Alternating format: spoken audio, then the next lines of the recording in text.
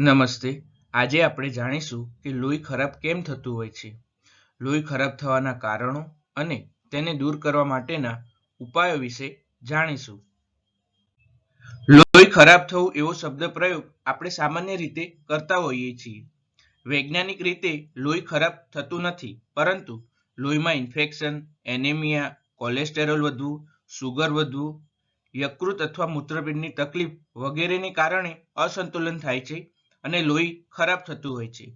શરીરનું લોહી મુખ્યત્વે યકૃત અને મૂત્રપિંડ દ્વારા સ્વાભાવિક રીતે શુદ્ધ રહેતું હોય છે. હવે આપણે જાણીએ કે લોહી ખરાબ થવાના મુખ્ય કારણો.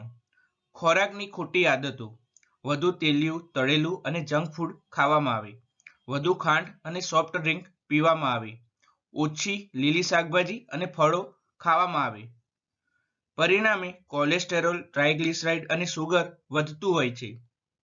ઇન્ફેક્શનના લીધે બેક્ટેરિયા અને વાયરસના ચેપથી લોહીમાં ઇન્ફ્લામેશન વધે છે. ઉદાહરણ તરીકે હિપેટાઇટિસ બી, ડેન્ગ્યુ અને ટાઇફોઇડમાં તે જોવા મળે છે. યકૃતની તકલીફ હોય. યકૃત લોહીને ફિલ્ટર કરે છે. જો લીવર કમજોર હોય તો લોહીમાં ઝેરી પદાર્થો વધે છે. જેમ કે ફેટી લીવર થયું હોય અને હિપેટાઇટિસ થઈ હોય તો શરીરની અંદર ઝેરી પદાર્થો વધતા હોય છે. મૂત્રપિંડ એટલે કે કિડનીની તકલીફ હોય. કિડની શરીરમાંથી કચરો બહાર કાઢે છે. કિડની ડેમેજ થાય તો લોહીમાં યુરિયા, ક્રિએટિનિન વધી જતું હોય છે. એનેમિયા એટલે કે લોહીની ઉણપ. હિમોગ્લોબિન ઓછું હોય તો થાક, ચક્કર આવી શકે છે. લક્ષણો. વારંવાર થાક લાગવો, ત્વચા પર પિમ્પલ અને ખંજવાળ અથવા તો પીળાશ જોવા મળે છે. તે સામાન્ય રીતે જોન્ડિસમાં જોવા મળતી હોય છે. માથાનો દુખાવો થવો એટલે કે શરીરની અંદર લોહીનું ઇન્ફેક્શન હોય, લોહીની ટકાવારી ઘટી ગઈ હોય તો તે જોવા મળી શકે છે. વજનમાં અચાનક વધવું અથવા ઘટાડો થતો હોય તેવું લાગી શકે છે. હવે આપણે જાણીશું કે લોહીને શુદ્ધ અને સ્વસ્થ રાખવા માટે શું કરવું જોઈએ.